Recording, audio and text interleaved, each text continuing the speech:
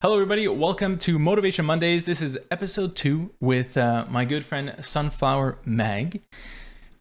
So if you guys are new here, if this is your first time, what I would like to do is, what this is essentially is a series called Motivation Mondays, where I interview and bring on streamers and friends that are in the content creation space that we interview them, talk to them, learn about their story, their history, their successes and their struggles, and along the way, dropping some tips, some motivation, some inspiration for you guys out there, streamers and content creators that are looking to grow, looking to get some tips, and maybe just want to, see what it's like behind the scenes a little bit, and make sure you're not feeling alone, out there. Because I completely understand, especially when you're first starting out, it's like, man, am I the only one that's struggling through this? And I guarantee you, it's not. So that's what this series is, and I'm really happy to have SunflowerMag here tonight. And we'll go through a good 45 minutes to 60 minutes of questions and interview and just chatting it up. And then we'll do a Q&A. So if you guys want to be here and talk to these streamers and me live, then come over to Twitch, and that way we do the Q&A live when we do it at the end of the call. And if you like what you see here, I'm gonna have Mag's links in the chat and in the description down below. So be sure to go give Mag some big love, and yeah, perfect. Thank you so much for having me here. Hey, thank you so much for your time. Of course. Yeah. Cool, awesome. So man, I feel like we've known each other for like so long. It's so weird. I we met through TikTok. Yeah, we did. Which is such a beautiful platform. Yeah, we made a lot of like the same content, and so I don't even remember how it happened, but we just started talking. I don't know. Yeah, I don't know either. Yeah, most of my streamer friends, I don't remember how I actually first started talking to them. It's like all of a sudden we were just friends, and I just kind of went with it. Yeah, I don't know if this happened to you too. Yeah. I mean, I don't know. I remember seeing a bunch of your tutorial videos of, especially the Stream Deck one. That one went viral as well. So that's definitely something I want to talk about with you. Is your viral videos on TikTok that really helped you kind of take off and be where you are today on Twitch. So when did you start streaming? When was that first stream? My first stream, I think it was the 20th or 21st of March, 2021. So It's been about a year and a half. My first stream was to AJ and his friend John. I think they were the only two people in the chat, I still had so much fun. I was streaming Stardew Valley. And it was like maybe an hour long. Like, it was very short. And I made a TikTok right after because I was so excited about it. And I was like, look, I did this thing. Like, I went live. Love it. Yeah. So I know we talked about maybe showing my first TikTok, but so that's the TikTok that I made like immediately after. Like, I had filmed myself drawing all these different, like, I made my own overlays and everything, and I filmed myself drawing it all on my iPad, and I threw it together after the stream because I was still like on this high of like, I've streamed for the first time, and the video like blew up overnight. Incredible. And it scared me. I was like, AJ, what do I do? I like full on had a conversation with him. I was like, is this my job now? And he was like, Maggie, just chill. And I was like, what do I do? Like, I was terrified. Oh boy. Yeah, for sure. But some of the people who like found me through that very first TikTok like are still around, and like some of them are like very close friends now, which is really cool. So that's kind of how I started streaming. And then the next day was like my first real stream, I would say. And I actually streamed for like the normal amount of time, and I was playing Stardew, and nice. Yeah. So that was like my first real stream, but like before I was like, look, I have an overlay, Yeah. I love that. Yeah. And do you still play Stardew Valley on stream nowadays? I do. I haven't in a little while because I'm kind of taking a break from Stardew. But I mean, I love Stardew. It's like one of my favorite games. I'm playing a lot of Dreamlight Valley right now, and then also I've been playing Wildflowers.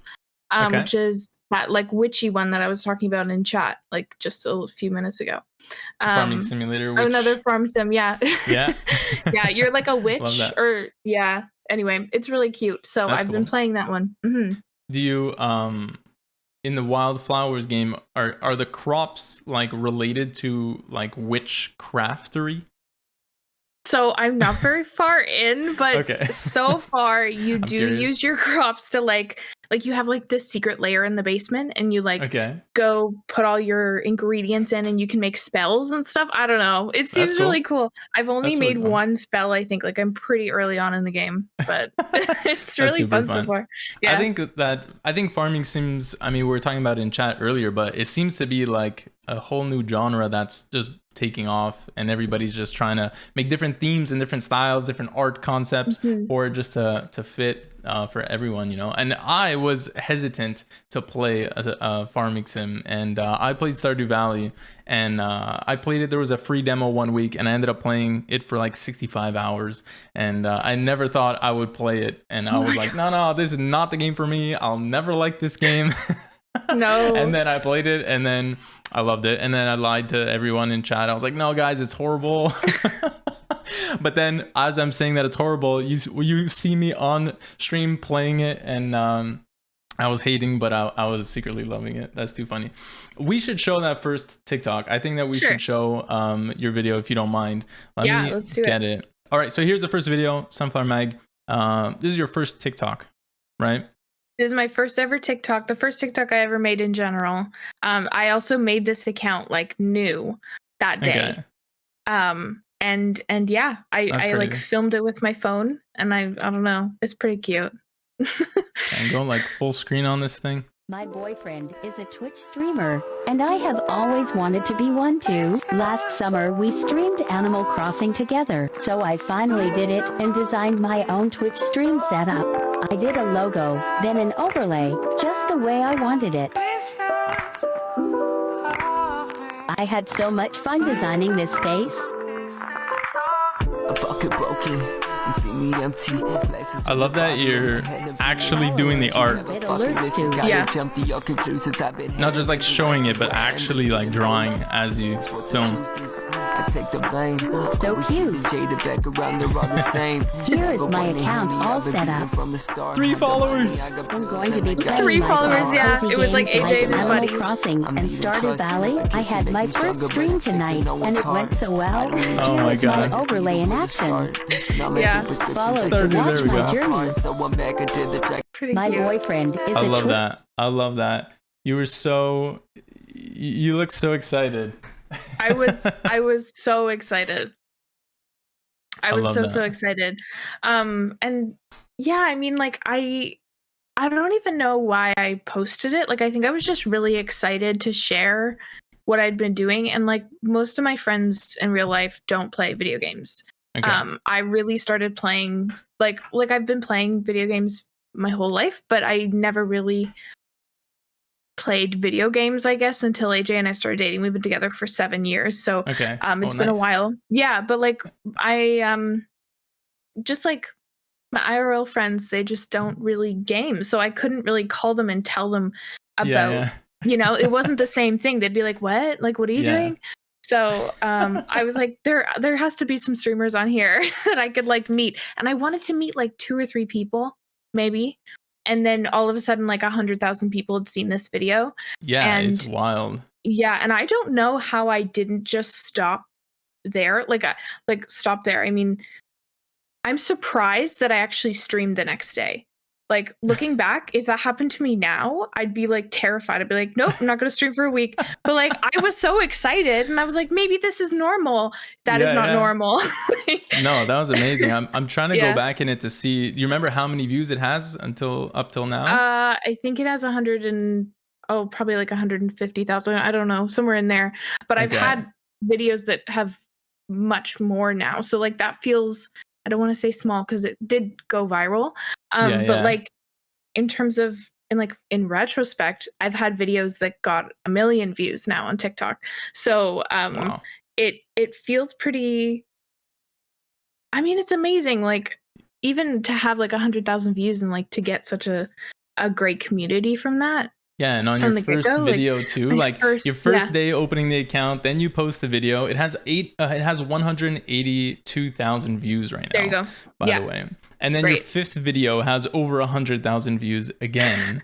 It looks like you're like made for going viral. And then the other video that I remember doing really well was a video of your stream deck. It was a tutorial, and I think that did really good, like 400,000. Yeah, I think it's almost at 6 now. That's actually one that keeps getting views. Wow. Like I get notifications every day that people are still watching that video, and I don't know why, but TikTok seems to just think like this is the video to push. So over the last just over the summer, it's just slowly gained like another couple 100,000.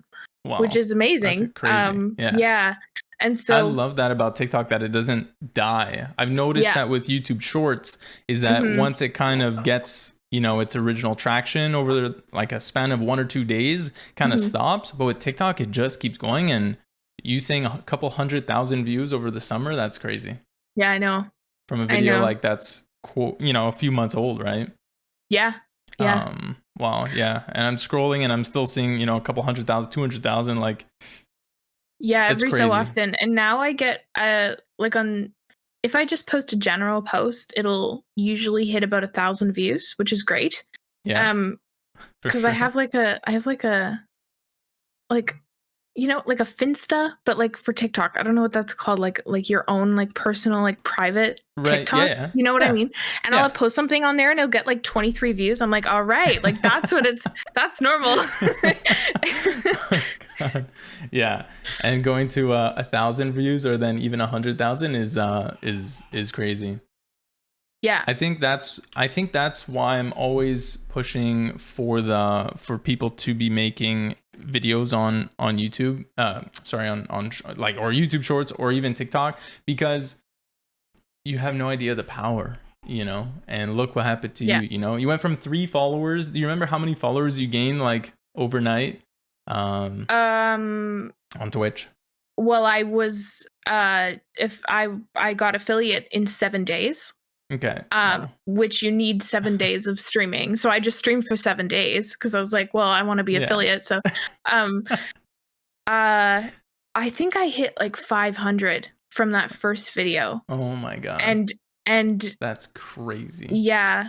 And so I started streaming because my boyfriend, like you heard in the video, he was streaming. And I remember after I made this video, I passed him in follower count like that day. And I was like, I am so sorry. Like I felt really bad. I was like, yeah, like AJ's been streaming for so long. There he is. Oh, hey, that's me. Yeah, but I've always I loved watching his streams. I still do. And I wanted to do it too, and I felt so bad that I had passed him in followers like that first day. But I'm like, you could make a TikTok, like yeah, for sure, definitely. Like, you know how to go viral now, so he just has to copy your formula. Yeah, but it's like I don't know. I think sometimes a video is going to do really, really well. Like we'll get maybe 500 views. And then a video I don't think is going to do well will get like 1 million. Like Dreamy was posting in there, Witchy Dreamer is Dreamy. I just call her Dreamy. The Twilight one has over 1 million. I posted like a video of me kind of, it wasn't even related to Twitch. It was just a photo of me at age 11, like really into Edward Cullen from Twilight. And it hit like 1 million views. And I was like, I shouldn't have posted on here, but hey. Why not? Yeah. That's crazy. Yeah. That's crazy. I mean, look, AJ was your inspiration. We need to. Hopefully, the mods are awake and we can get a shout out to AJ's channel, Twitch channel, and show him some love, because without him, we wouldn't have SunflowerMag. So I love that. And I was gonna ask you, what do you feel like? Because you have a bunch of videos that have hit, several 100,000, and with this Twilight one, 1 million. So it's like, I was gonna ask you, what do you feel it is? What does it take for a video to get past even 1,000 or 10,000 views? Somewhere where people are actually seeing. What do you think? What do you think it is?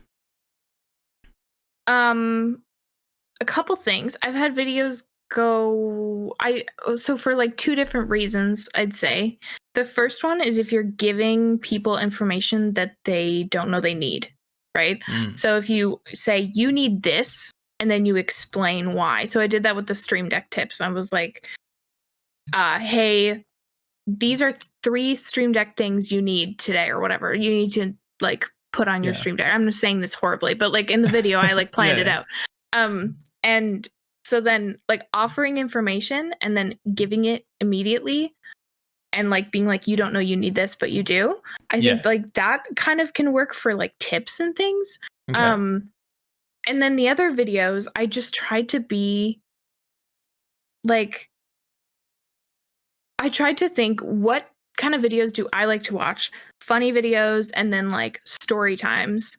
So the first video is really a story time. Like it's text to speech, but it's a story time. It's like, hey, I've always wanted to do this and then I did it. Here's the process and now I'm here. Like it took you through a little story, right? So like I was thinking, in what format would I like to watch this? And I think starting there is like a great idea for TikTok. If you take the videos you already like to watch and then put your own spin on it, like that's what I've tried to do. And they tend to work pretty well. So like those are the two that I kind of go with. Yeah. Yeah. And I like how your first video was, you know, a lot of people think that you need to have like a high production quality and like everything has to be all beautiful and perfect. And like, we don't hear your voice on it because you use the text to speech.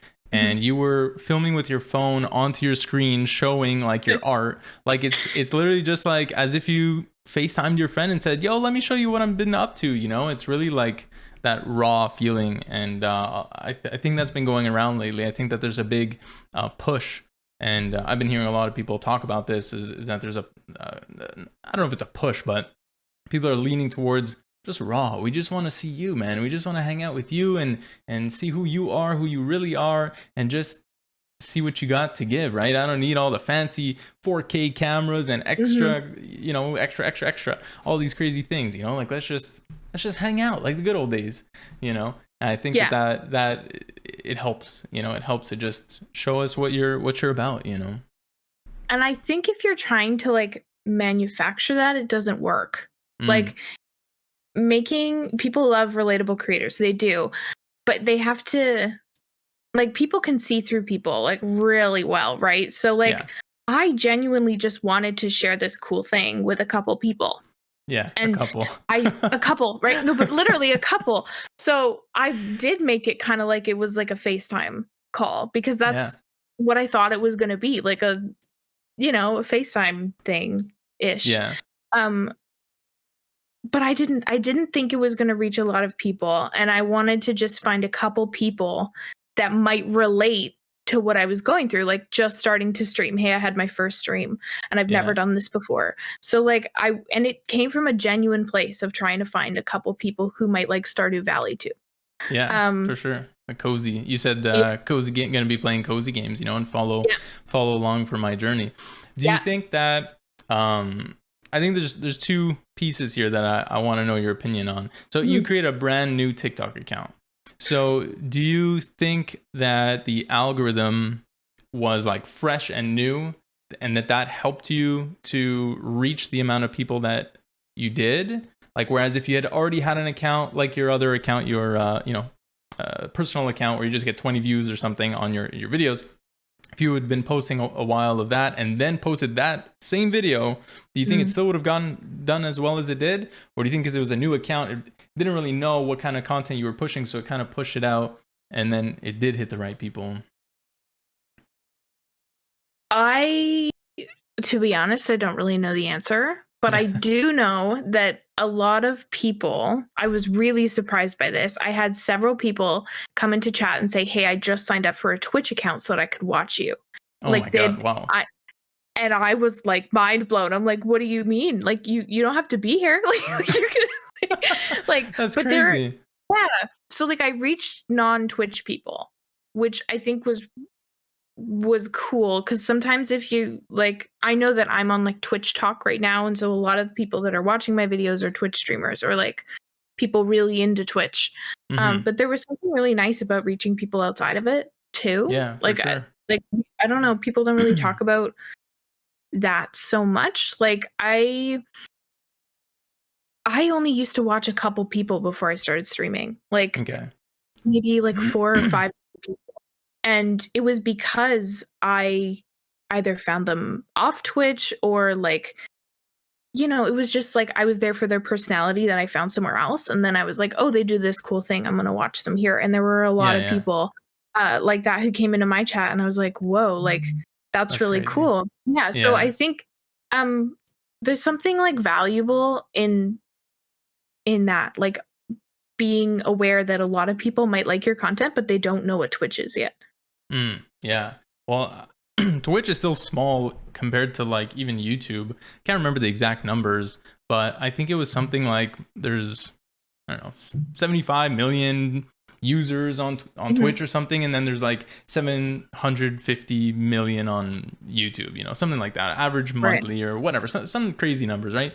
I can't remember exactly, but it's just wild. And as streamers, when we look at all the big streamers and see like the thousands of viewers that they have, it's like, it's nobody, like there's still people that don't know what Twitch is. Like, it's kind of crazy. And with all the stuff that happens in the news and stuff, it's like, how do you guys not know what a Twitch streamer is? You know, like recently or a few months ago, there was the Gordon Ramsay clip where he's like, what's Twitch? You know, it's like, what do you mean? You're Gordon Ramsay, man. You know, how do you not know?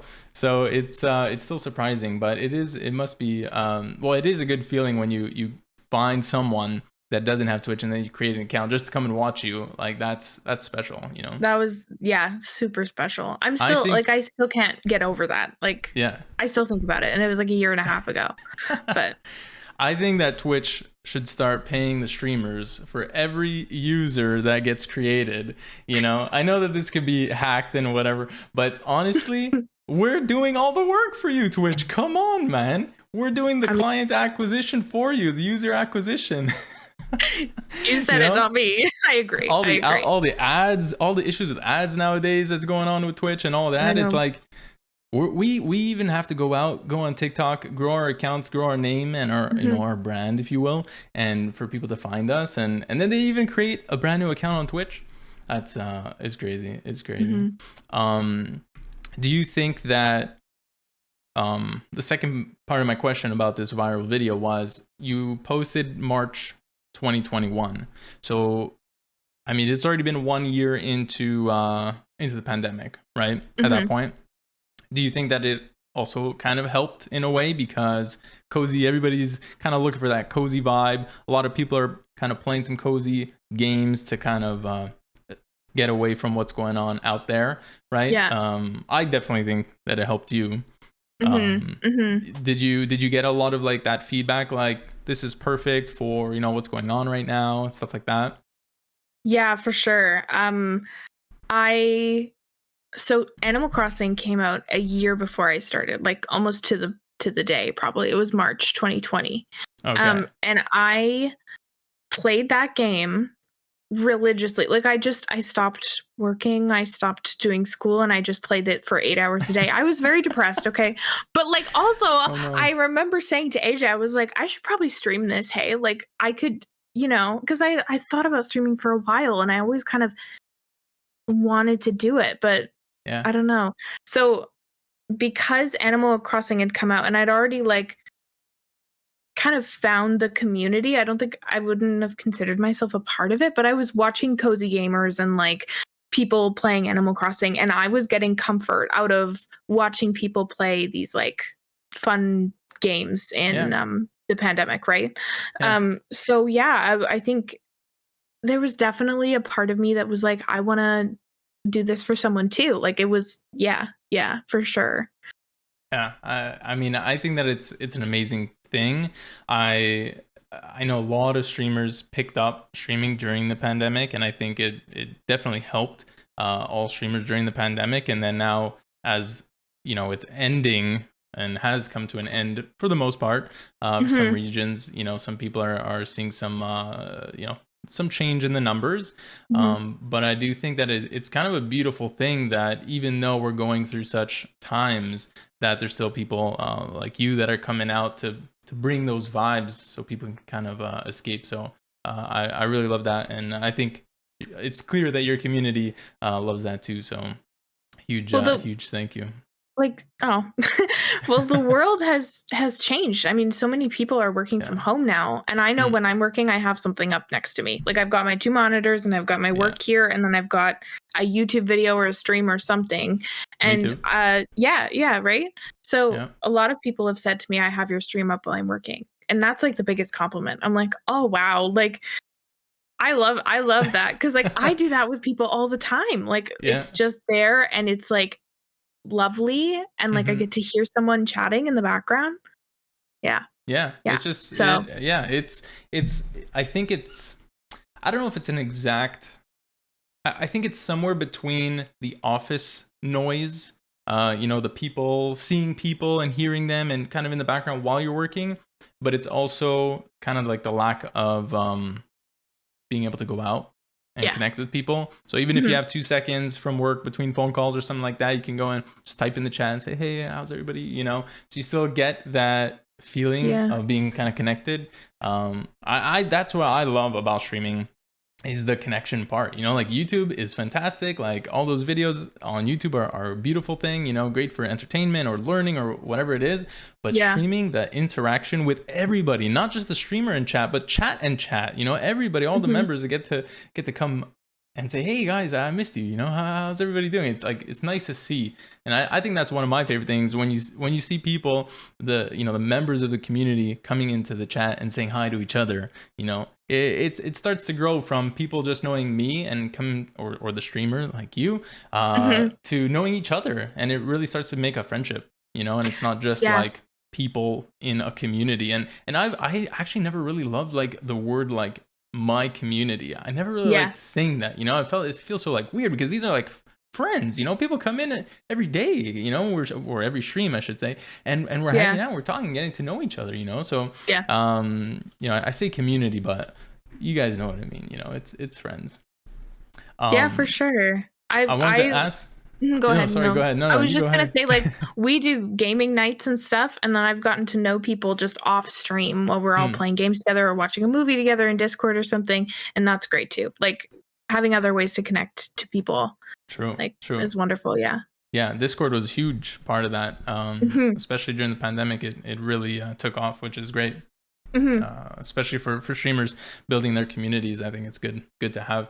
I want to ask you, because you said that you were watching streams before you were streaming, so of course you had AJ's stream to look at and to be inspired by. Who else were you watching? Who else kind of were your streamers at the time? So, if you want to share. I'll share one, because we're actually friends now, and which has just the coolest thing. Her name is Wiley. Okay. I think it's Wiley with 2 L's and then 12. There might be an underscore in there, but she's great. She played Breath of the Wild, which is my favorite game.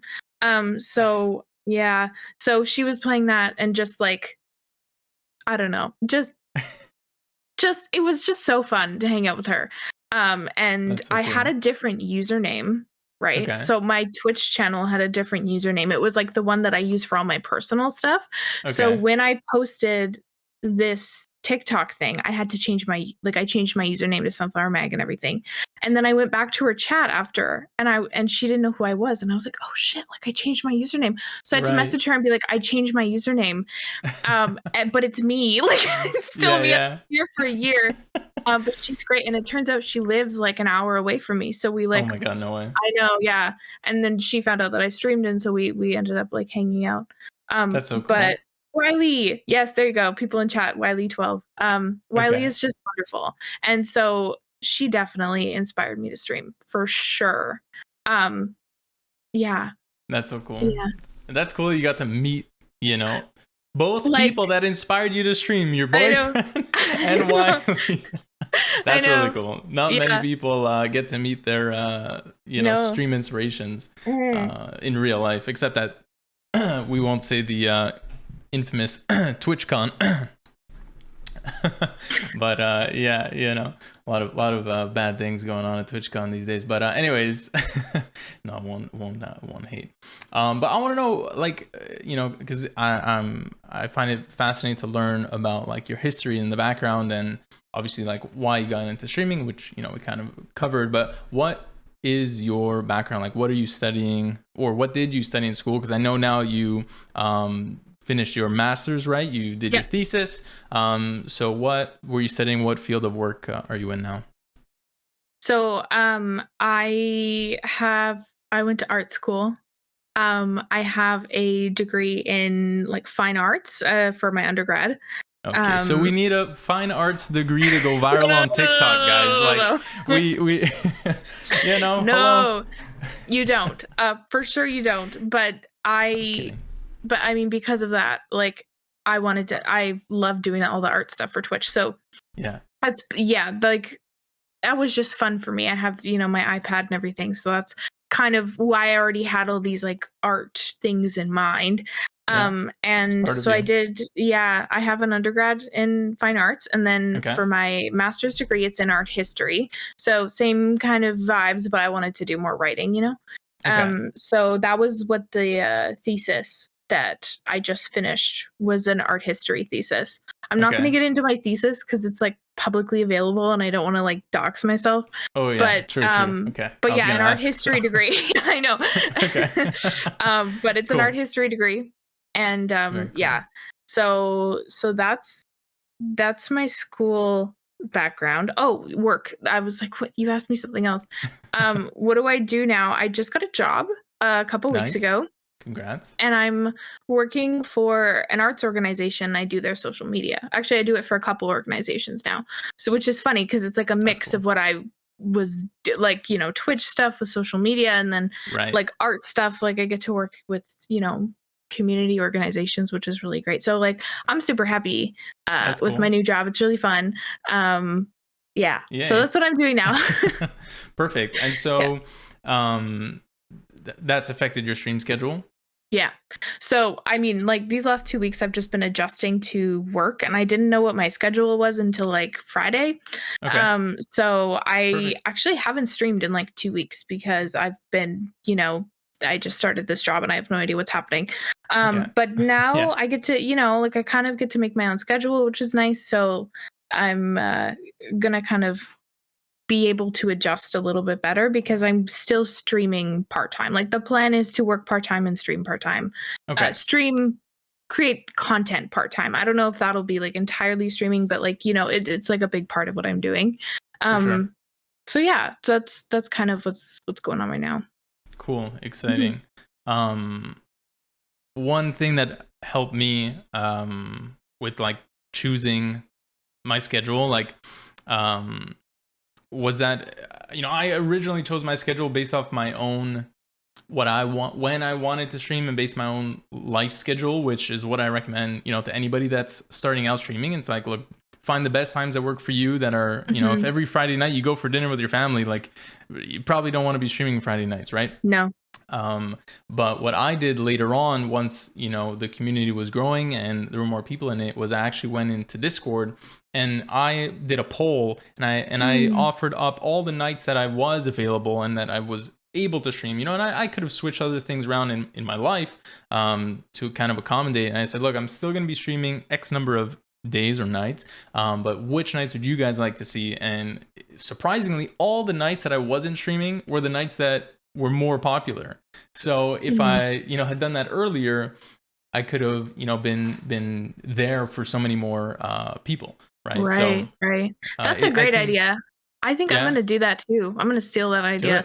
Do it. I'm offering it up. Yeah. No, that's a great idea.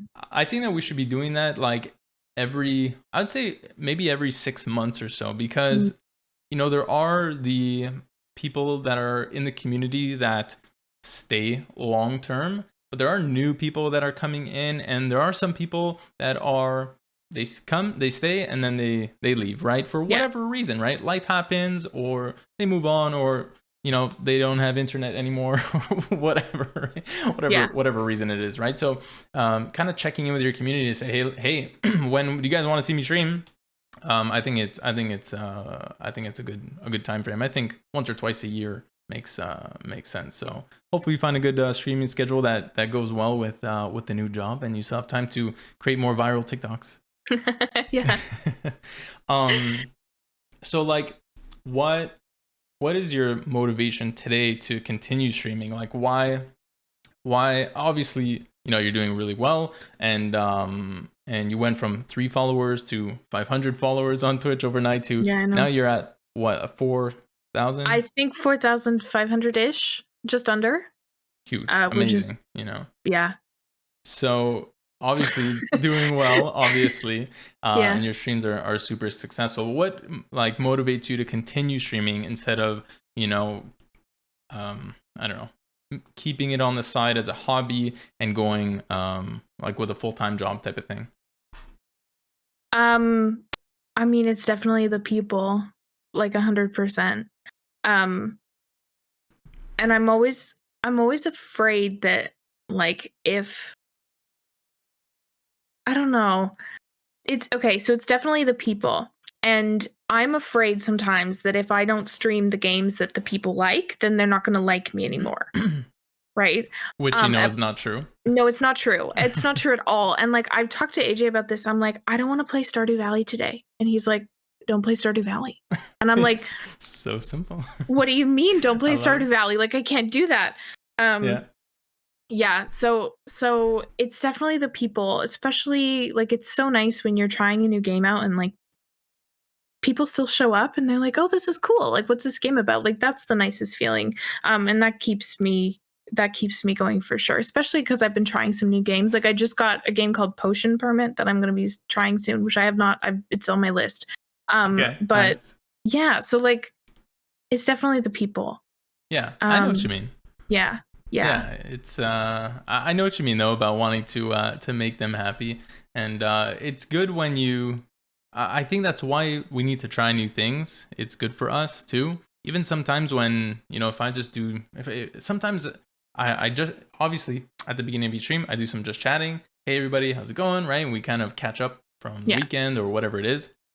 And there's been a couple of streams where we end up just chatting for like 45 minutes. And I normally, in the past, it was doing like 10 to 15 minutes before we got into playing games. And then I'm there, I'm like, a whole hour's passed and we're just chatting and everybody's chill. Like, okay, like maybe the game isn't as important, and people are starting to like you for you. And I think that's why it's good to test new things, chat a little bit longer or try a different little game and see how that goes. I think it's good for us too, for us too as streamers to say like they're not just here for the games, they're here for us, and we need that kind of boost of confidence a little bit. Yeah, Hollow in the chat just said we're there for Mag, not the games, which first of all, love you. That's so sweet.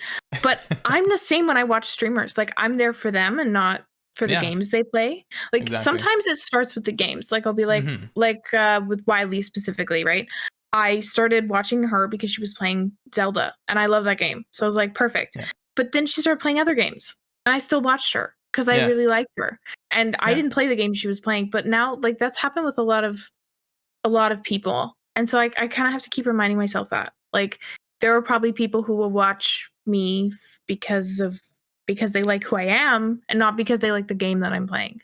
And it's hard to like get that in there, but like that's how I watch people. So but I think it's hard for us to you're completely right, but I think what's hard is that exactly what you said, we find people because of the game originally, and people find us because of the game originally, right? Like from whatever game you're playing, it's when I'm playing Zelda Breath of the Wild, people are coming in and saying, and I'm saying, hey, welcome in, how'd you find me? Oh, I'm playing Zelda right now and I wanted to hang out with somebody else that's playing Zelda, right? Like they don't know who I am, they don't care really about me, but they start because of the game, but then they stay because of you. And I think it's true, and it's a nice thing, and that's what we all remember, is that it's like it was the game that people found us, and that maybe that's how they're gonna stay, is the game. But we kind of forget that we become friends over time, right? Yeah, for sure.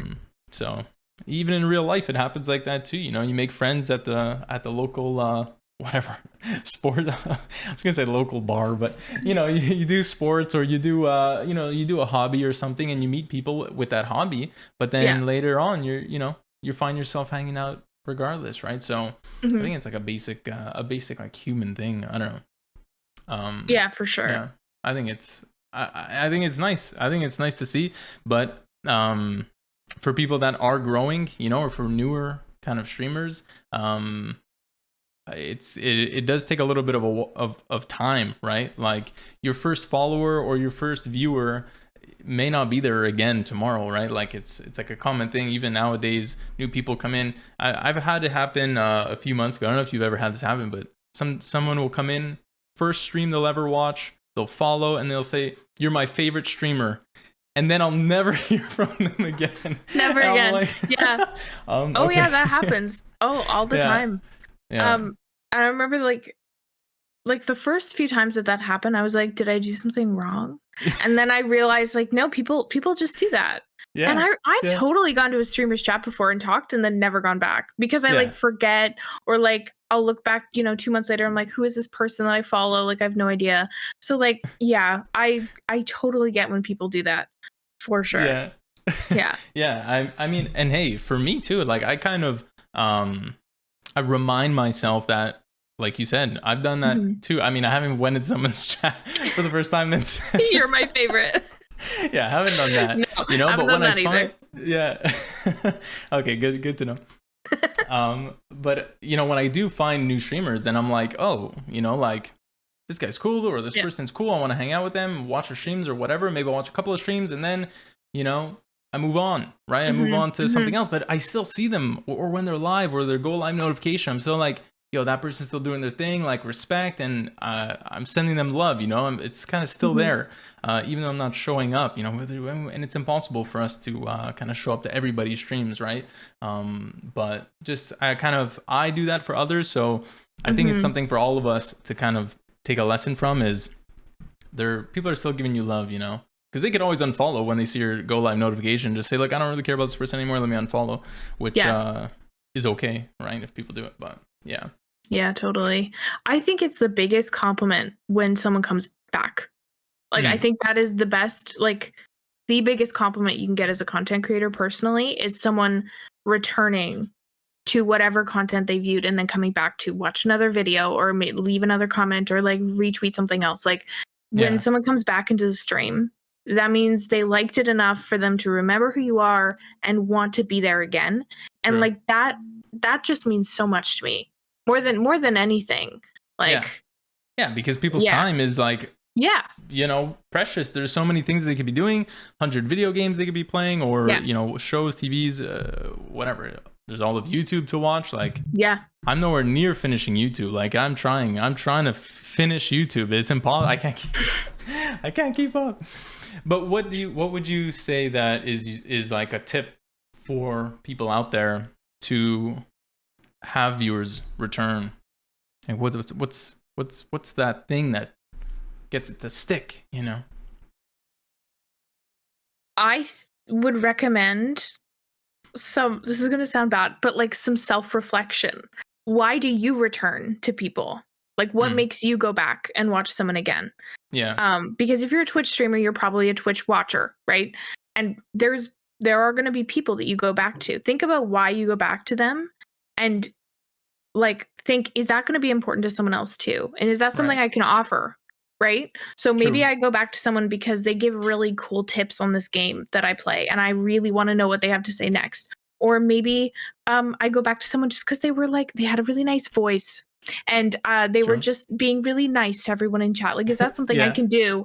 And is that something that I want to do? Like, that's what I would recommend, because you're gonna, like, if it comes from what you already like, it'll be more authentic because it's things you already like. But like, that's what I would recommend, because that's what I do. Like, I definitely will be like, why do I like this person? Like, why do I like this streamer? What about it do I like? And what can I, like, not copy, but like, can I emulate something about them that I'm coming back to? So like, that's what I do. Like, what are your strengths that you have that kind of match what that person's doing, and then you can go from there, right? Try to fake it, of course. Cool. Hopefully that helps some others out there. It's definitely something that I do often. It's definitely something I do often is look at my own content, rewatch my own VODs, things like that, to make sure that I'm doing what I want to be doing and giving what I know is my strength, right? Yeah, I mean, you're gonna know your own content the best, like out of anyone. So, for sure, yeah. What's your favorite part of streaming?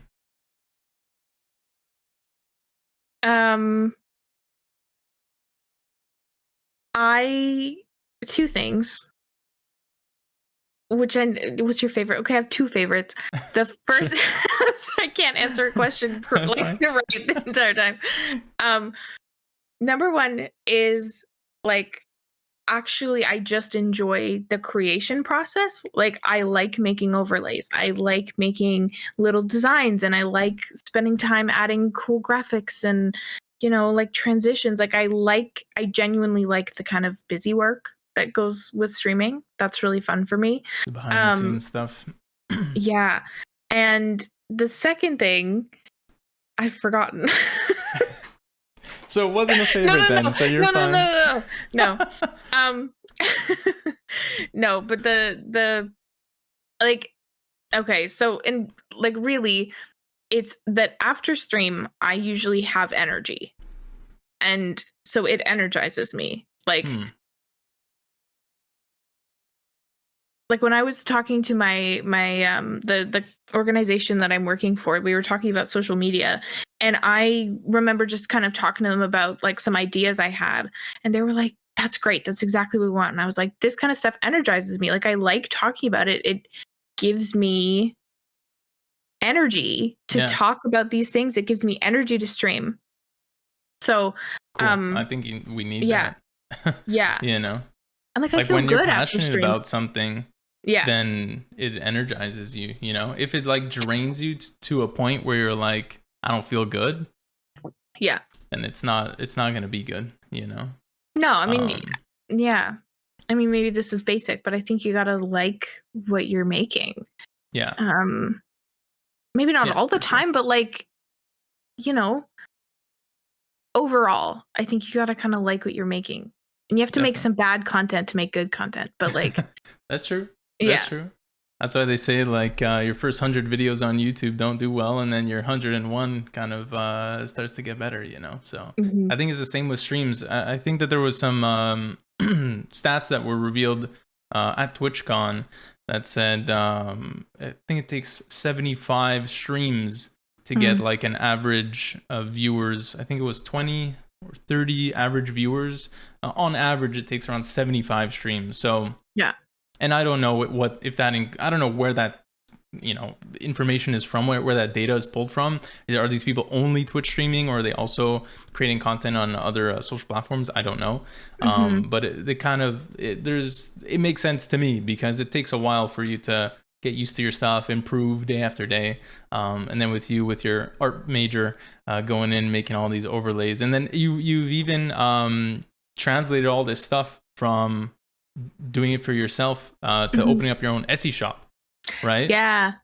To putting all these like overlays. What else do you have on your Etsy shop?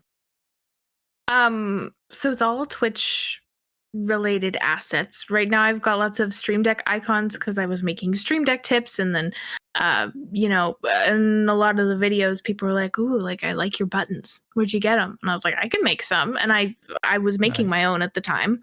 So I started putting them up on Etsy. And then I've been making a couple overlays. I've made like overlay packages. I have some like webcam borders and some like panels, like things, and they're all things that I draw on my iPad, or like have elements that I've drawn on my iPad and then I put together in like, Illustrator, Photoshop, whatever. But I love that. Yeah. So so at the beginning, when I first opened the shop, it was kind of right after I went on a break. So I went on a Twitch break in like May of this year. Mostly to finish my master's degree, but also I was just pretty burnt out. And so but I still wanted to make stuff. Like I still have that energy from making things. So I was still making things and I was like, what am I going to do with all this stuff? I was drawing all the time. So I opened my Etsy shop and I was drawing things and I was just kind of putting things up as I go and not really advertising it. I think I've made like one TikTok about Etsy and I post on Twitter every so often, but I really haven't made like advertisements yet, you know? Sure. Well, you're still building it up. It was new at that point too, right? So it was really new. Yeah. And I'm still building it up, but that's something I'm focusing on a lot more this year is like not like necessarily only like financially. It's just because I really like I'm already drawing. Yeah. I'm already doing these things. And so like and people have asked for how do you like where'd you get your overlay from? And if I say, look, I made it and I make them for people too. I've had like commissions this summer. Someone found my Etsy shop and asked me for a commission, which was nice. So cool. Yeah. So like that was something that I kind of I put a lot of focus on my Etsy when I slowed down on streaming. Because I needed to keep going with something, but I also really needed to finish my thesis. I took a lot of extra time doing it. So I'm done. Sure. I'm done. Yeah. Finally done. Do you feel that you know, because you brought up like the burnout and the break from streaming, do you feel like what was a major driver towards that burnout? Was it streaming or was it mostly because you had to put so much time towards the thesis? So like we talked about, I had a very unique and like very lucky start to streaming where I had a lot of people watching very quickly and I felt the need to keep the momentum going. So I definitely overworked myself for like a year. And I would spend like 8 hours making TikToks. Like I would be like, today is TikTok day, and I would just not work or do school stuff, and I would just make TikToks and then schedule them for 2 weeks. And like, and it was I was doing too much and streaming 3 or 4 days a week, and like it was a bit too much for me. I wanted to keep the momentum going. I was afraid of losing it. Yeah. And you know that saying, I think, oh God, I don't even know how it goes, but it's, if you don't take a break, your body will take a break for you and it'll be at an inconvenient time. Yeah. Have you heard? Yeah. Yeah. My body took a break for me. I was like, oh boy, like you can't do this anymore. Like it's too much. So I really just stopped making TikToks. I stopped posting basically anywhere. And, it was going to be 2 weeks and then it was going to be a month and then it was 3 months. But in those 3 months, I was like, okay, I am going to focus on, like, I was traveling a lot in the summer, with the job that I had. So I had things that I was doing, but it was definitely like I can't do all of this. Yeah. And I need to focus my priorities somewhere. With work and school and stream and yeah. And like, it's hard. I mean, so many people I know work and stream, and I mean, like that's going to be most people's reality, right? Yeah. If streaming, you're going to work, you're going to stream while you're working. And I wasn't balancing it the right way. And I don't have the answer for how to balance it the right way, but I know that like pushing myself that much and being like, I can't lose this momentum, lost my momentum. But when I came back and everyone was still there, that's what I was gonna ask. I like cried. like I remember like going up to AJ and I was like, why they're still here? Like they didn't leave. And I was, because I was so convinced. I was like pushing so hard because I was convinced everyone was gonna go. Yeah. And no, people, like if they like you, they'll stick around. Yeah. And I didn't know that. Yeah, I think it's a big like thing that I wanna talk about since we're on that topic is, you know, there is a big thing about momentum with Twitch, with Twitch streaming, even with YouTube, making YouTube videos and stuff. Eventually, these people that are used to watching, you know, your daily vlogs or your streams, your gaming streams, whatever it is, your just chatting streams, just hanging out with you on a daily basis. eventually, if you're not there anymore, it has to get replaced by something else because they're used to doing that thing, you know?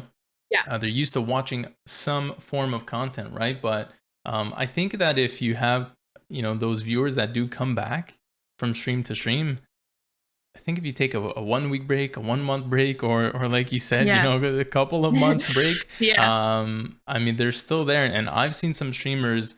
I mean, I've been watching Twitch for years, like, I don't know, 4 or 5 years. And there was a streamer I had seen at that point who had taken a break.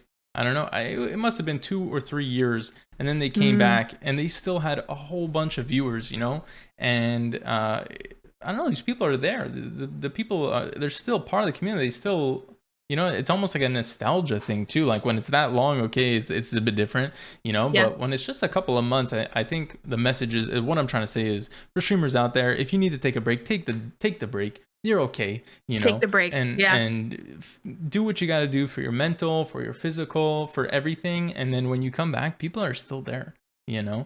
And if there is any people that kind of got lost, I feel like those people that don't show up again, they would have left anyway at some point during that time anyways, right? So then you just get back on the horse of doing the grind and streaming and creating content, and you'll find more viewers again, you know, more people again to come in and refill the community that was kind of lost.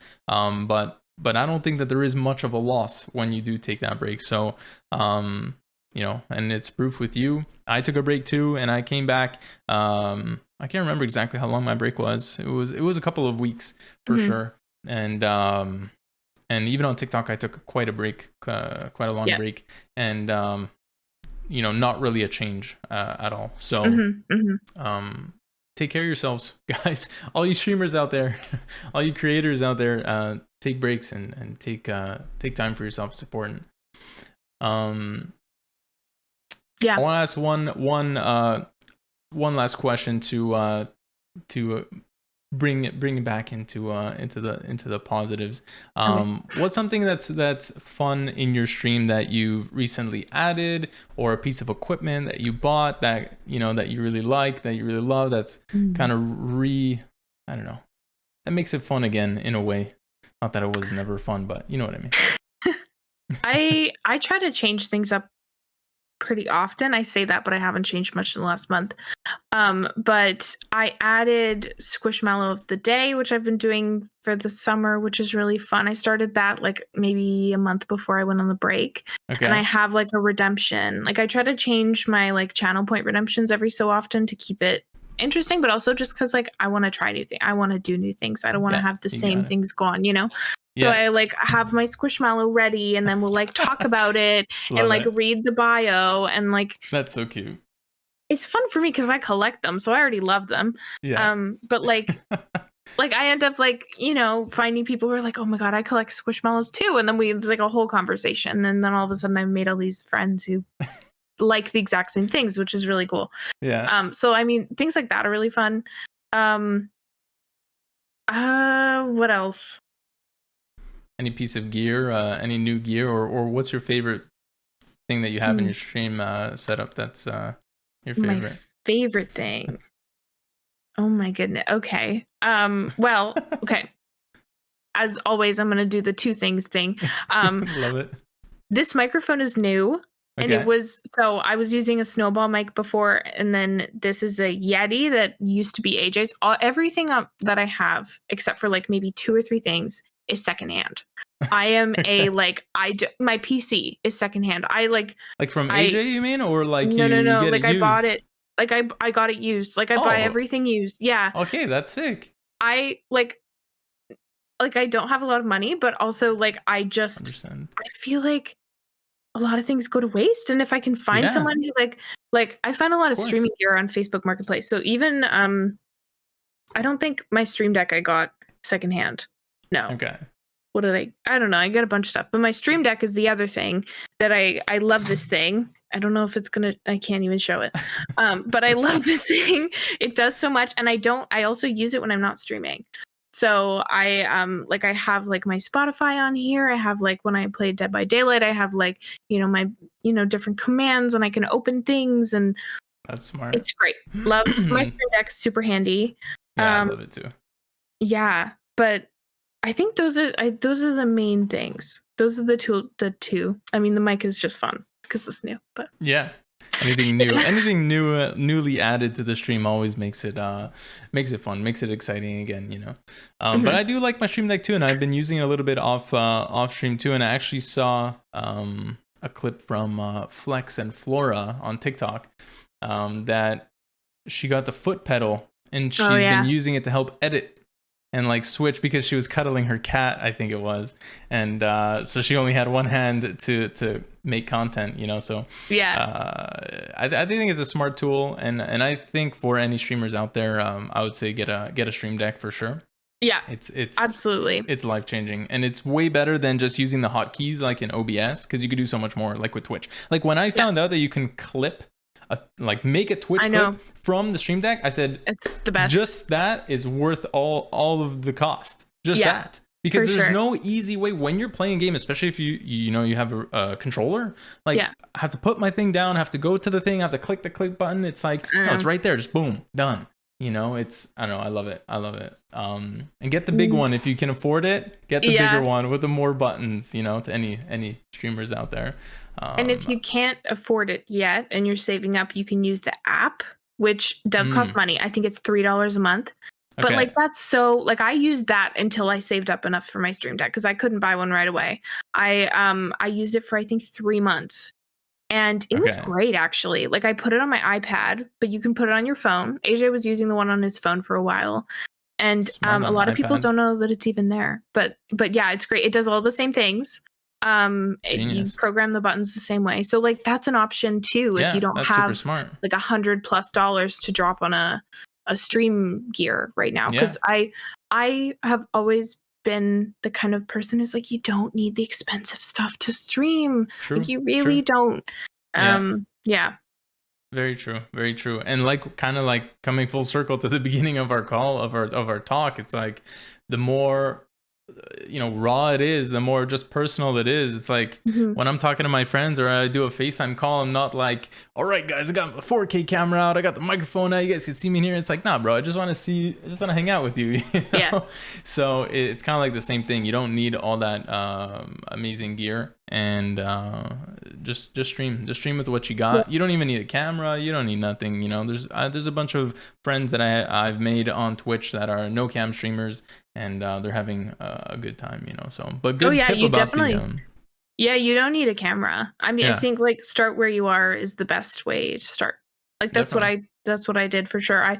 I go back, I saved my first VOD, and it's so embarrassing. Nice. I watch it now and I'm what was I doing? How many people watch this? That's so embarrassing. That's a good thing. It is really good because you kind of have to. You've evolved. Yeah, you got to start somewhere. Yeah, exactly. And some people end up saying, they see successful streamers, and they're like, man, this is crazy, I could do this too, I play those games or whatever it is, or I can do that thing, and or share this talent. They go out and spend all this money, and then maybe they don't end up enjoying it or liking it, and not even talking about it being successful, but they just don't like it. And it's just start with what you got. If you got a webcam lying around, okay, cool, you can use it, right? But yeah, well, that's how I got some of my equipment, because there's those people who just buy a bunch of streaming stuff and then they sell it. It's great for me because to go buy it. I'll take it. No, but yeah, there's a lot of people do that. And I think if you were to start, I started streaming on AJ's PC. I did not have a computer. I had, and also it was his Switch. I have my own Switch now, but I was borrowing his stuff to play it, and I was can I use your computer? And it's his computer, it's his baby, so I'm I'm so can I just a little bit? And he's fine. Nice. Awesome so boyfriend. I really didn't have AJ's wonderful. I didn't have anything. I built this up over the last year and a half, slowly. Yeah, that's the way to do that. Yeah, that's the way to do it. And I think that something that I've been doing is I set little goals for myself. And I don't know if you do this kind of there was a question that that came up last time that we don't have bosses or teachers like to report card us, you know, and to give us performance reviews, you know. So I don't know if you do this, but I kind of set small little goals for myself, and then I'll kind of reward myself, you know, and definitely because of the generosity of the community, or maybe from some sponsored things, you know, brand deals or whatever it is, that you know, I'm lucky to get a little bit of money that can come in. I can put it right back into the stream. So I kind of set these small goals for myself, like number of followers or number of videos I produce, something like that, and then I'll you know, reward myself with a, you know, stream deck or something like that, right? Yeah. Or a new mouse. Like I got a wireless mouse now, and I'm like so happy. Less wires on the desk. As a streamer, you have all this stuff, the mic and the lights and the camera. It's like wireless. It just saves me the headache, you know. Well, for sure. Yeah. Very cool. Is there anything that we wanted to touch on before we get to some questions in chat, Meg? No, I don't think so. I mean, like, I'm excited for questions. We'll see what people want to chat about, but like, I'm open. Yeah. Cool. So let's open it up, the Q&A in the chat. If you guys have any questions, you know, let us know and we'll get to them. But I have a question for you while people are typing away. What advice would you give to a new streamer looking to grow? I mean, I think looking to grow. So starting is half of it, right? Once you've started and you're wanting to grow, the problem is that I don't really feel like I can give advice on how to grow. And the reason I say that is because my situation was so unique. I don't think you can really replicate it. Okay. I always, like, I do suggest, like, I'm like, well, this is how I did it, but there is no guarantee that you posting TikToks is gonna get people to go, you know, to your Twitch channel. I think if you like, making content off Twitch has helped me and a lot of people, but I think if you don't want to make TikToks, like, don't make TikToks. If you like posting photos instead and you have an Instagram to grow, that's great. If you're really into Twitter, like, focus on Twitter and try to get people from there. Like, focusing on things that you already like and you want to do is better than forcing yourself to, like, make a TikTok and then people are going to know that, like, you don't actually want to make a TikTok. You're just trying to get people to funnel over. Right. Yeah. And so, like, I actually just like making TikToks. Like, I do. Like, I like making videos and stuff. So I think that helped. Definitely. I think that helps. Yeah. I know a lot of people like that. Thing, yeah, like, I know a lot of people have that advice where it's like, make a lot of content off Twitch, which I think is still fair advice. But if you don't also like that content that you're making, it's not going to actually help you. Yeah.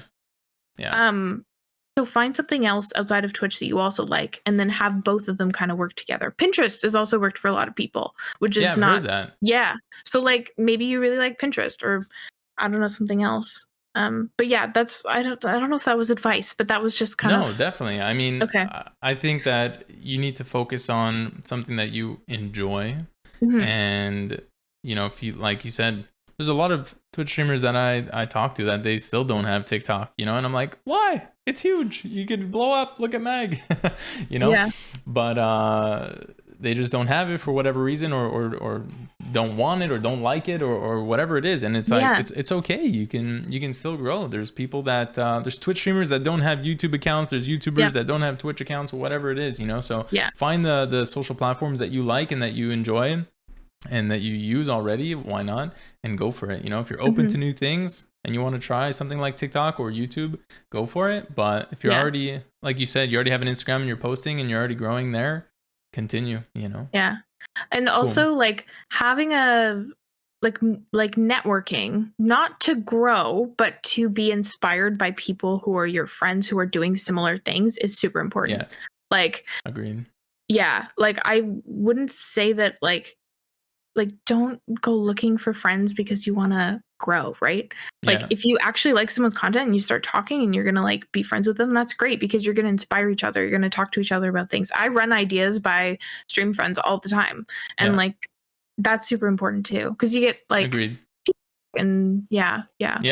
It's kind of going back to how I said, like, we don't have bosses, you know. As streamers, we're kind of very alone. It's just us and the community, whereas when you work at a company or, you know, in a business, you kind of have a team and colleagues or supervisors that you can work with and you know, kind of have a sounding board, you know.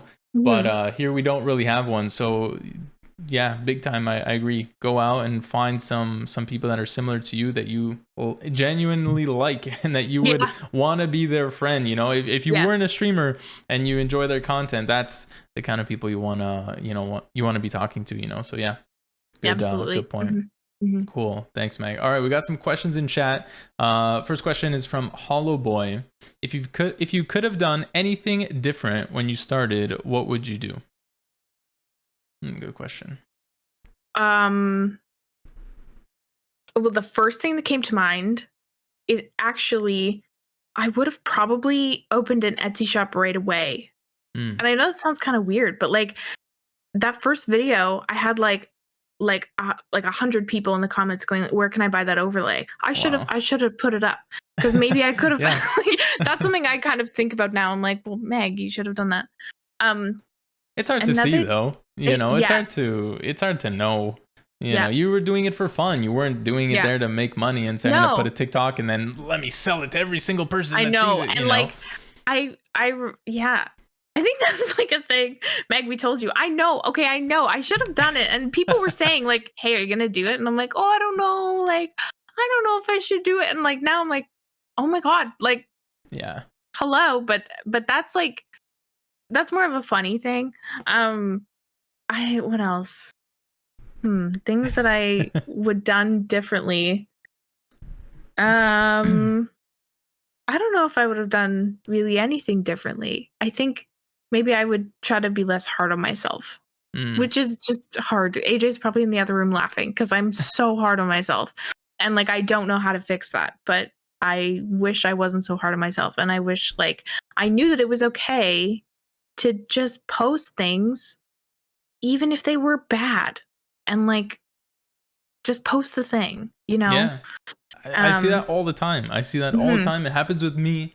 You know, you're like, man, this video, I don't know. And you post it and boom, it does better than the one you spent hours on. And I hear everybody say the same thing. I don't know why. It's like the algorithm knows. Oh, you spent less time on this? You spent a lot of time on this? We're not going to send it to anybody. It's so weird. It's so weird. It's like the reverse. But I think that you're not alone. Definitely not alone, because I'm quite hard on myself as well. But I think I almost want to say like it's a good thing, you know? Like, yeah, we shouldn't be so hard on ourselves. Give ourselves a break, you know, and look at the big picture and look at how far we've come and see, you know, what we built. But I think that if we weren't hard on ourselves, or at least, like you said, self-reflection, you know, if we're not looking at ourselves to say, man, am I doing a good job here? Is this something that, you know, matters or that people will care about? Then I think it might be, I don't know, worse in the long run. I don't know if it's worse, but it just won't be as good in the long run, because, you know, if you're not looking to improve yourself, you're not looking at the self-reflection, then after it's said and done, and if you end up quitting the content creation, then you're like, man, it never worked out for me and it kind of sucks, but you never really look back to try and improve yourself. So I think that we all need to kind of look in the mirror from time to time, but definitely not beat ourselves up. You know. Yeah. Definitely be kind to ourselves, for sure. Be our own number one fan in a way. Great question, Hollow Boy. Thank you very much. PT Blue asks, how do you get over writer's block on what you want to stream? Nice. Good question. That is a good question. You ask AJ. You ask AJ. AJ, help. I am Meg's number one. Amanda. Well, you said earlier when you said that you didn't want to stream Stardew Valley, you know, AJ I know. I just asked him, you know, what do I do? Okay. So I have a bit of writer's block right now with like making TikToks and things. Okay. I use Notion to like organize my whole life, and not sponsored at all. I just really like it. Nice. And I have been making lists of ideas as they come to me. So I'm like, ooh, I should make a video about this. And then I'll write it in Notion and I'll leave it. So if I'm in like a creating, mood or something, I will go back to that list and see if there's one thing on the list that I have the capacity to do. And like, it doesn't have to be the next thing that's like, 1, 2, 3. It could just be, oh, I can do that today. Right. And so I have like an ongoing, quite a long list of ideas, and like I pick and choose as I have the energy to do them. Yeah, that's smart. Yeah. I love that. And I think a lot of people do that as well. They have a little notebook, or they have some sort of project board like Notion that you can use to just write down your ideas. I think as creators, we have so many ideas at the weirdest times too. In the middle of the night, I'll just open my phone and be writing in my little notes app or something like that, or an email draft. I use email drafts. I don't know if anybody else does that too. Yeah. But I use drafts a lot and just write down all my ideas and then come back to it later. Smart. For sure. Yeah. I just want to welcome Helian Lunaris in the stream. Welcome. Thank you so much for the raid. Hope you had a great stream. Thank you so much. Hope you guys are doing great. Welcome in, Raiders. Thank you for that question, PT Blue. I appreciate it. Nonsense Socks asks, what is your go-to activity for rest, relaxation, to re-energize for streamer duties? I like that. Yeah. Great question. I want to know. I go outside. Yeah. Touch grass, they say. A bit. Like I can stay inside and realize that it's been a week since I've been outside, and that's really not good. Like, I try to actually, like, it does help me to go outside and get a bit of a like, okay, your entire world isn't just streaming.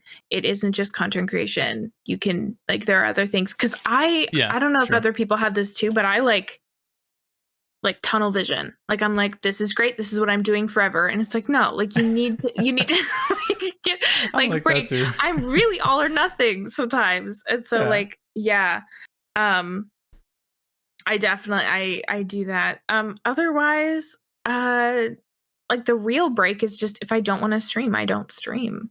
And like, so like AJ will be like, hey, are you going to stream today? And I'm like, no. And he's like, why not? And I'm like, I don't have the energy. I don't want to. It's not the vibe. Yeah. And sometimes like allowing yourself to decide that is a form of self-care. Yeah. So definitely.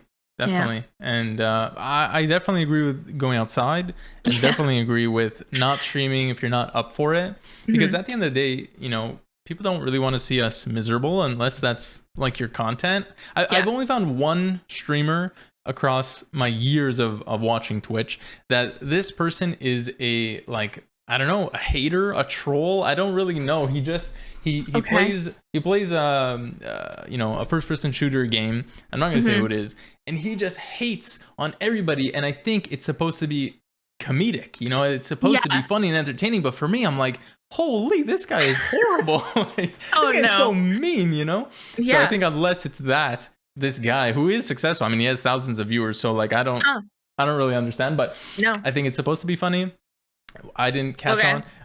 But weird. The point is that if you're not feeling it, if you're not feeling good, I mean, it's not going to reflect well in your streams. It doesn't matter what you're doing, even if you're having fun. Obviously, if you're trying to make people laugh, it's hard to make people laugh if you're not really feeling good inside. Yeah. But even just trying to be cozy and have a safe environment, it's tough.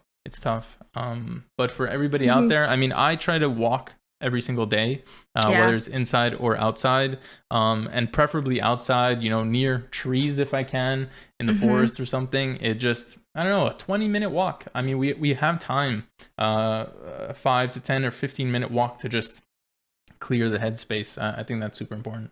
Yeah. How are you on time, Meg? I'm fine. We can answer a few more questions. Yeah, we can answer more questions for sure. Okay, yeah. Cool. Thank you for that question. Nonsense sucks. Jadis Marie asks, hi, welcome in, by the way. Asks, what's been the biggest challenge with streaming that you didn't expect? Ooh.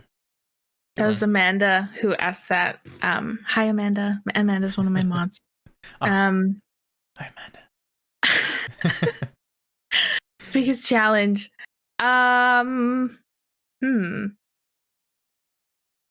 mean, there was a really big learning curve, like all of the software that I had to teach myself how to use. Yeah. And like, you know, AJ taught me a lot. And then there were things that I wanted to do that he didn't have on his stream. And I was like, well, how do I do it?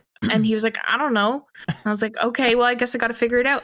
And so like, there was a lot of research. Like I didn't realize at the beginning how much research and how much time goes into just figuring out how to do things, like cool things. Like I'm like, I have an idea and I want to figure out how to do it. Yeah. And like, it takes a while. Like I would spend whole nights just trying to add like one graphic thing. And I'm like, why am I doing this? But also like it ends up like you add it and then after it works out and you're like, that was worth it. Yeah. True. So that's been like a big like thing. I didn't expect it to take that much time. Same for me. Yeah. Same for you. Yeah.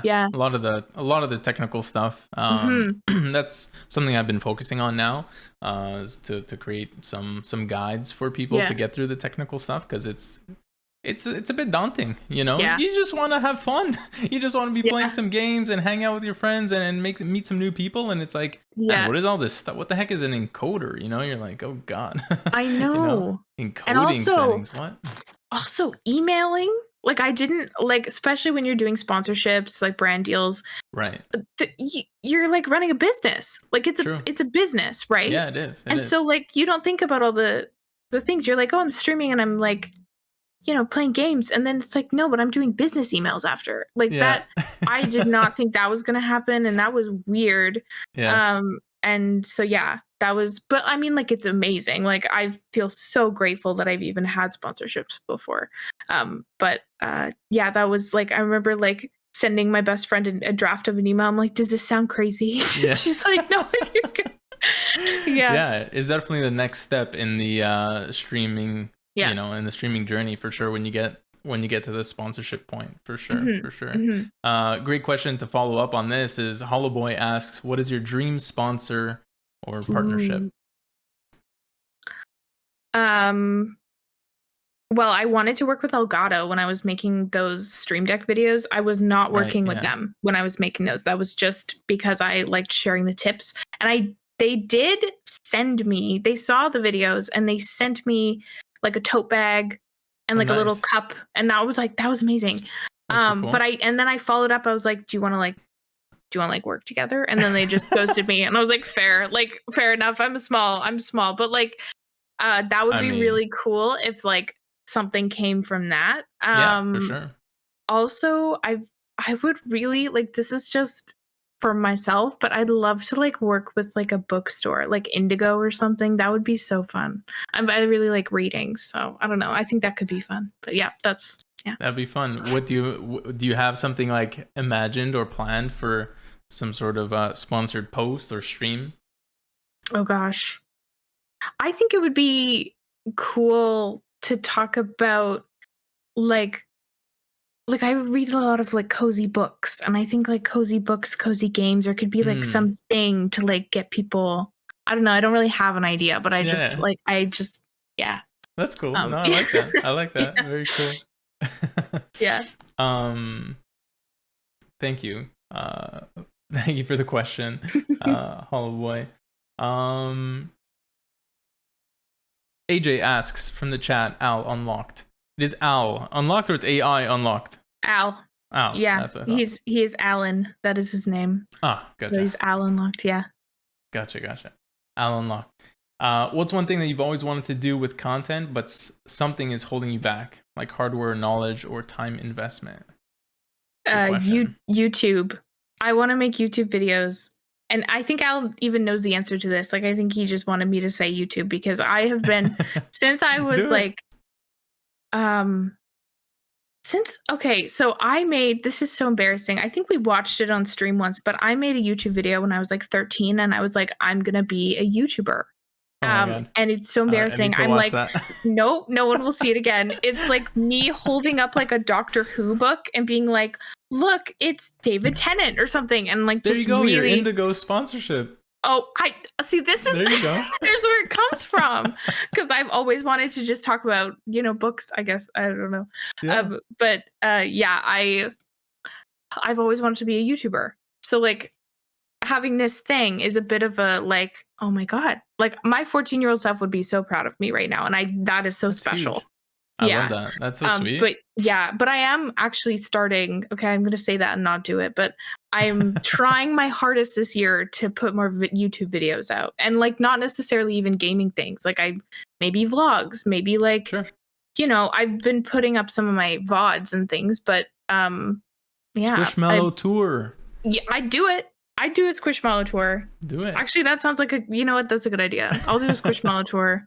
And then a book tour of all your favorite cozy books that you read after you're done your cozy games, Perfect. Screen time and then page time. Yeah. Got to balance.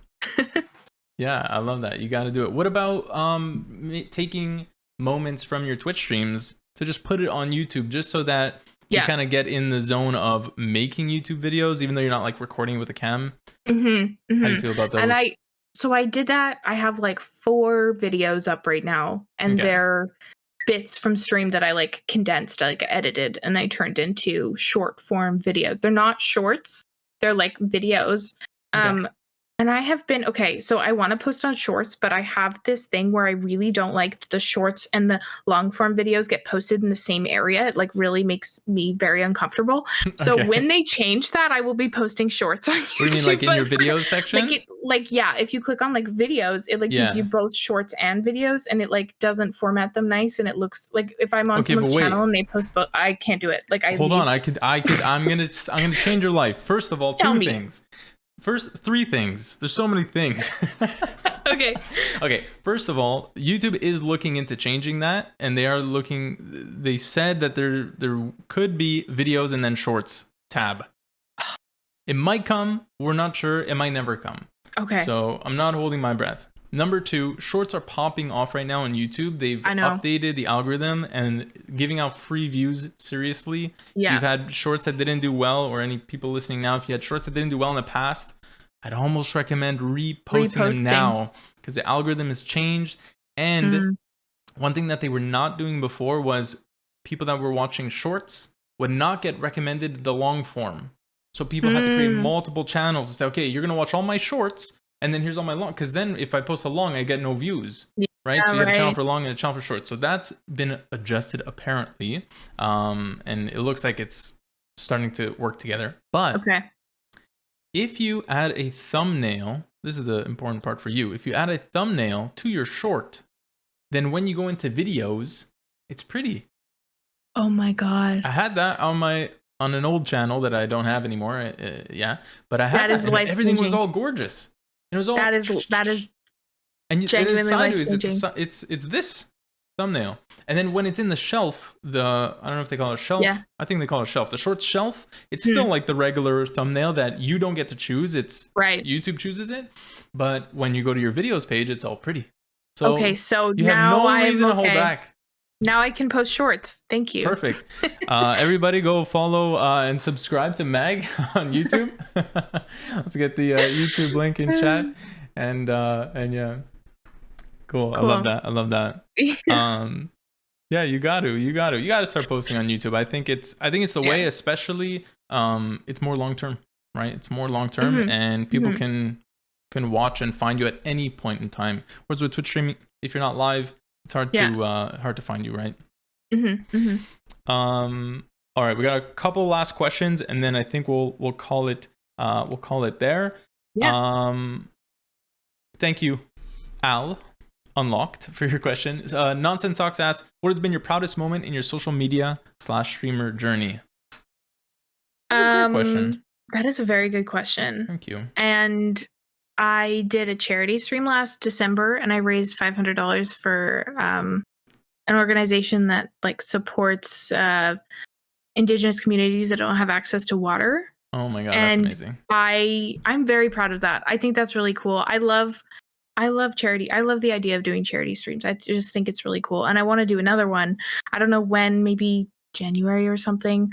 But that was like, that's the coolest thing. I remember telling my parents about that. I was like, can you believe it? Like, that's how cool is that? Yeah, for real.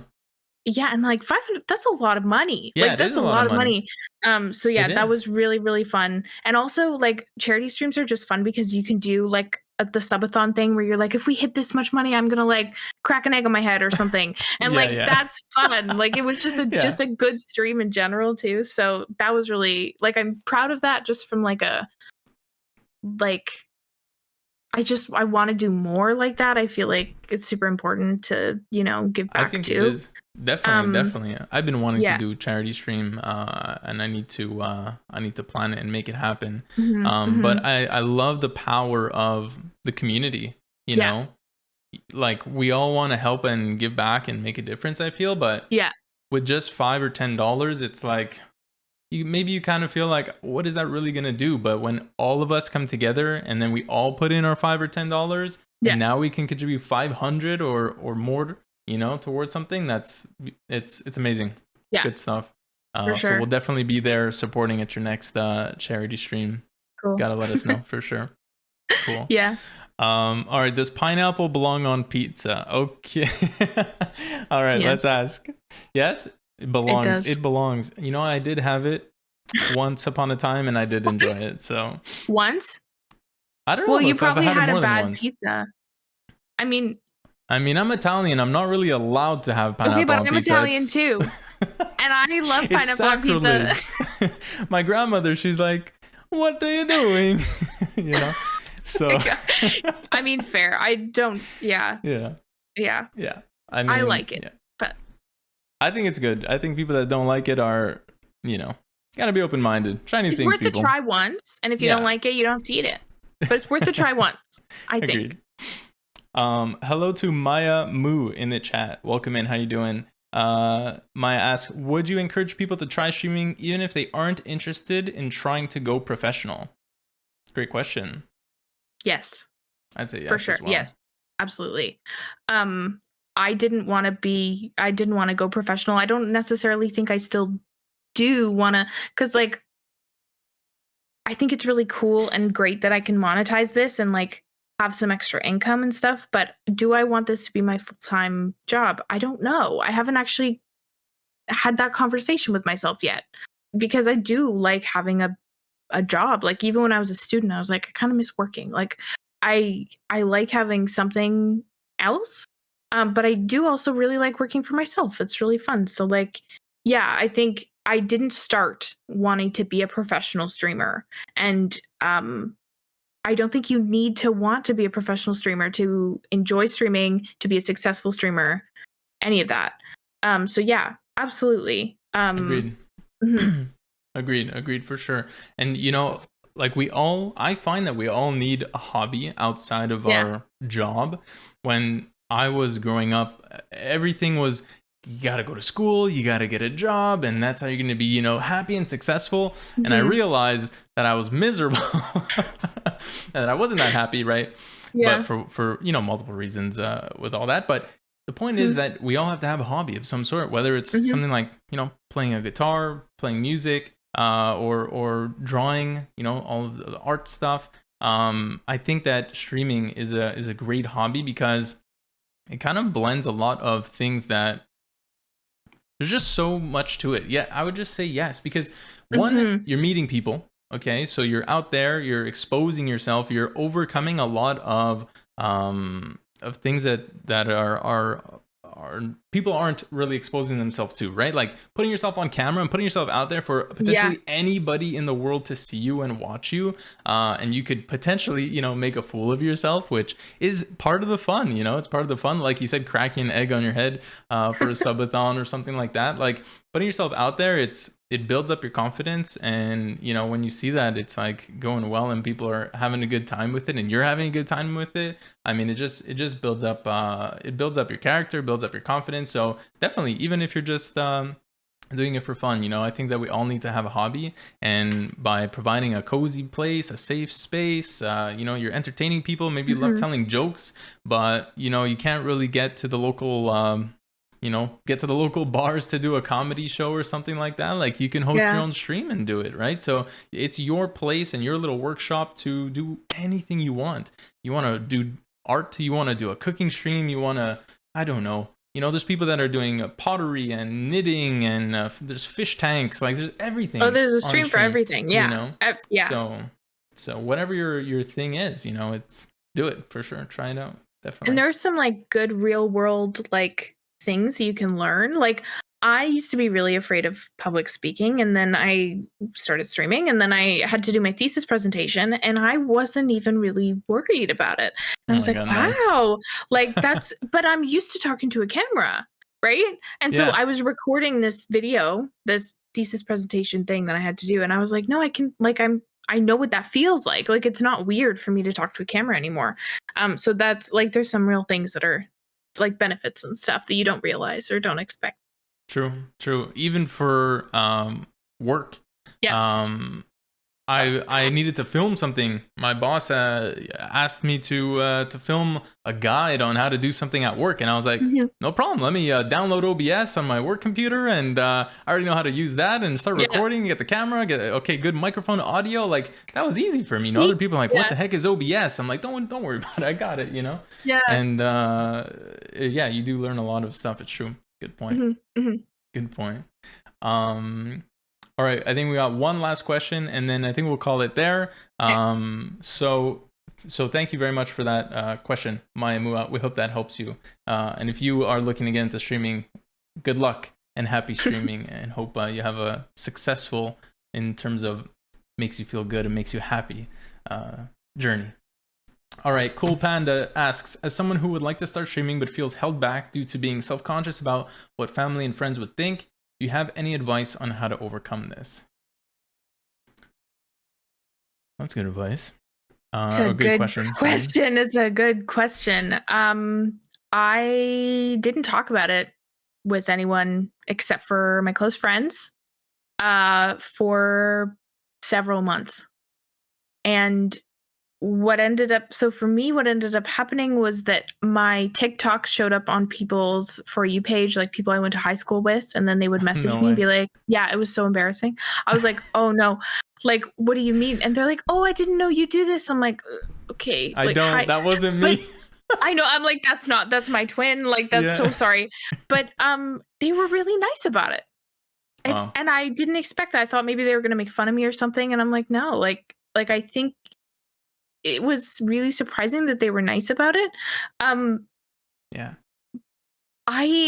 understand feeling self-conscious, because I do too, and I still don't really even talk about streaming as much with like IRL people. But when I did put myself out there and people found the videos, they were nice about it. And if they, you know, like, I don't know. I don't even have good advice about this, I don't think, because I'm still struggling with it a little. Like, I still, not a lot of people know. I have like all my private, like my personal Instagram and Twitter, like, it's, you know, all my socials, they're all still personal. They're private. I had to private my accounts and stuff because people found them. And I'm And like, I don't know. It's okay to want to keep your IRL life and your like streaming and content creating life separate. Agreed.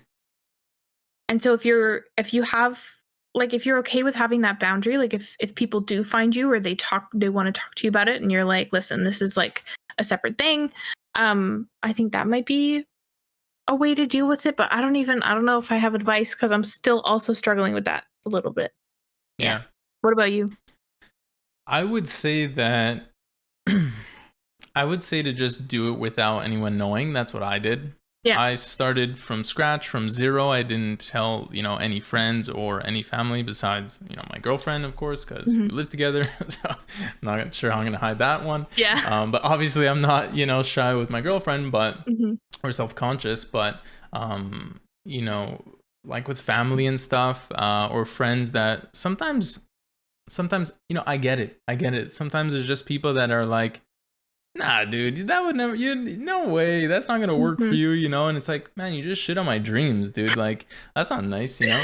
Yeah. So, or at least my hopes, you know, my new project, right? My business venture, whatever it is, whatever that project is, right? And then when it comes to streaming, it's like, it's so weird because I'm willing. When I first started, I was willing to put myself out there for potentially the entire internet to see. Yeah. But I don't want my friends and family to see. I know. You know, it's Like, it's weird. Yeah. Like, But I it's get you. sometimes easier to post on TikTok when you don't have people you know watching. Yeah. Like, Yeah. yeah, I saw someone on TikTok made a video like that. They were like, I love making TikToks, but I wish I could filter out so no one I know sees them. Because it's Yeah. almost easier to talk to like 100,000 strangers than it is to like 4 people you know. And I don't know why that happens, but I think a lot of I people think feel the it's same way. I think it might be how we were grown up, the environment and the people around. If there's that kind of teasing or bullying kind of environment, then you kind of grow up with like, I'm scared to try something new, or scared to put myself out there because, Yeah. you know, my friends or the environment I was in, they make fun of other people. So maybe they're going to make fun of me as well instead of support me. Or if you tried to do something and they didn't support you, then you'll feel that way as well. Whereas all the people that decide to follow you on your accounts, they're choosing to support you because you provide them some value and they enjoy, like, and they're good, you know. It's like it's like thumbs up, like I'm all for it, I support you, right, in that way, not just support like, you know, financially or whatever it is, right? But it's like, I love what you're doing and I want more of it, right? That's why I follow or subscribe to your account, right, to your YouTube or something. For sure. So when people just hear about it or know about it, they're not necessarily choosing to follow you or subscribe to you, whereas these people are, and they're your you know, they're your fans, right? They're your fans. These people are your fans, right? So I would say the advice to overcome it is, if it's too tough to do it with them knowing, you kind of just, I don't know, you got to try to do it without them knowing, you know. Create a different account that they won't know who you are. Don't put your, you know, information, your names and stuff like that. If you have to tell your parent because, you know, you're not of age, then you gotta let at least a parent or guardian know what you're doing, right? Especially on Twitch. I think if you're under 18 on Twitch, you have to be over 13 to be on Twitch, and then under 18 it has to be like consented by a guardian or parent, right? So you gotta at least let them know. But yeah, there's some successful streamers I've seen that their parents still don't know, and they stream from home. And it's like how they just think that they're gaming, you know, gaming with their friends. My parents definitely don't understand. Like, I mean, they, like, my mom still asks me how to watch. She's like, how do I find your stream? Sometimes it just comes on my phone. And I'm like, I have no idea how you get there, but I can help. She doesn't know. She doesn't really understand. But I totally agree with what you're saying. Like, sometimes you just got to do it. Yeah. But I think that that's a good point too. And maybe that's one of the ways to overcome it, is to explain it. Because maybe they don't understand it. So it's easy to say, no, what is that? What are you doing over there? Like, no, just go get a job. You know, it's like, no, but they don't understand it, you know? And there's, I mean, I can't think of anything right now, but there's so many jobs in the past or now there's so many jobs that people would have never understood way back when, right? And now streaming is becoming that thing. Content creation, you know, becoming a YouTuber and creating content is becoming a job, a normal job that people could be successful and thrive, you know, and survive and pay their bills. But I think explaining it to these people will help them understand, you know, showing them what Twitch is, showing them the streamers, the different streamers on it, showing them how it works. And what's the point? A lot of people say like, well, what's the point? What's the point? Why would I watch somebody play a game when I could play it? But it's like, well, why do you watch sports on TV? Yeah. You know, why do you, you know? Yeah, totally. The one thing that has, so this kind of sucks, but like, some people only understand what I'm doing if you, like, they're like, oh, but do you make money? Like, how much money do you like make good money? And I'm like, oh, I've made some money. And like, that's the only way that they think it's not weird. They're like, oh, she's starting a business. Like, this is the for money thing. And I'm like, that's fine. You can think it's for money, but like, I know it's not that. Right. Yeah. I mean, it's fantastic that I can make some income from this. It allows me to keep doing it, but like that's not the intention, and like the whole intention, right? But some people are like, in my real life, like they've been like, but like, you make money, and I'm like, if that's the only way you're gonna understand this, then fine. Yeah. Yeah. Do you find that these people that bring up the money part or focus on the money part, is it more of the older generation or current generations as well? Like a mix. Like when I told my dad, who does my taxes, I was like, we need to like sit down actually, because like this is gonna affect my taxes. He was like, what do you mean? I'm like, well, like I got like I've made some money, right? And he's like, oh and dang, like spent some money too. Oh, I've spent some money, I know. And I'm like, I was like, I'm keep track of everything. And he's like, wow, like this is a real thing. Like this is like a business. I'm like, yeah, so we've had to like do all these things. But like, I don't think he understood the level until I was showing him like my financial spreadsheets and stuff. Yeah. But I've also had like friends my age be like, oh yeah, that thing you do. And I'm like, yeah, you can just call it that. You can just call it the thing I do. That's fine. Like if you're not interested, that's okay. But yeah, like even last month I had someone go, but like, how much money have you made? I'm like, is that really where we're going? Okay. But yeah, you know, yeah, I think that if there's, I think that if you're sure of yourself, you know, kind of what you're doing, why you're doing it, then when people say things like that, like, oh, that thing you're doing, you know, it might hurt, but if you have that confidence in yourself, then you're like, whatever, man, you can call it that, but I know I'm good and I'm streaming tonight and I'm fine. You know, I'm good with it. Right. Hope that helps answer that question. Yeah, we got kind of off track, but hopefully that helps a little. That's it. If you are gonna get streaming, don't be self-conscious. And the more you stream, the more you're gonna grow your confidence. So it's kind of like you just gotta get started. And if you don't have a cam, it'll be a lot easier as well. I think, especially if you're trying to, you know, hide it in a way. I don't want to say you shouldn't have to hide it, right? You have something amazing to share. That's why you want to be streaming. So, you know, you shouldn't be shy to share it. But, you know, starting without a cam, it could be helpful to break through. And then as you gain confidence, you can go from there. And you could stay no cam. I mean, there's huge top streamers that don't have cameras, right? So yeah, that's a whole entire other topic. But yeah, that could help as well to keep your identity safe a little bit. Cool. Good luck with it all, guys. Great. Mag, thank you so much for your time. I really appreciate it. I want to make sure that the links are all posted in the chat and down below. Please, guys, make sure that if you guys are content creators or streamers as well, go check out Mag's Etsy shop. Please. I put my beacons in there. There's like every link too. So that's also... Perfect. I don't know if it's clickable, but that's my beacons. It has like my link tree, so it also has everything there. But yeah, thank you so much. Thank you so much.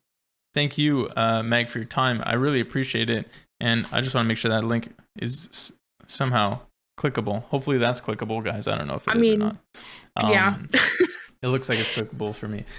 Meg, no, for real, thank you for your time. I appreciate it. It was wonderful talking to you. Guys, go make sure that you guys are following Meg on Twitch. Lots of cozy games. What's the next game that you're going to be streaming? I'm still really into Disney Dreamlight Valley. I think that's probably what I'm going to play for the next little while. Yeah. It's just so fun. I mean, like, I'm having fun with it. It's like Animal Crossing, but different. Some people say better, but I don't know. It's just different, but I'm liking it. Yeah.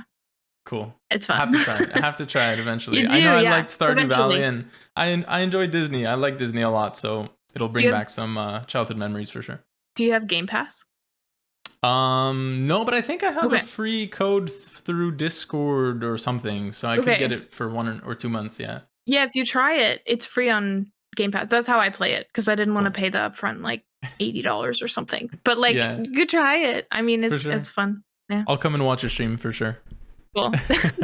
Mag, thank you again. I really appreciate it. Good luck with your stream, with the new job, and with the Etsy shop and all that, and with YouTube. If you ever want to chat, let's chat more about YouTube. For sure. And we're excited to see what you got coming on YouTube.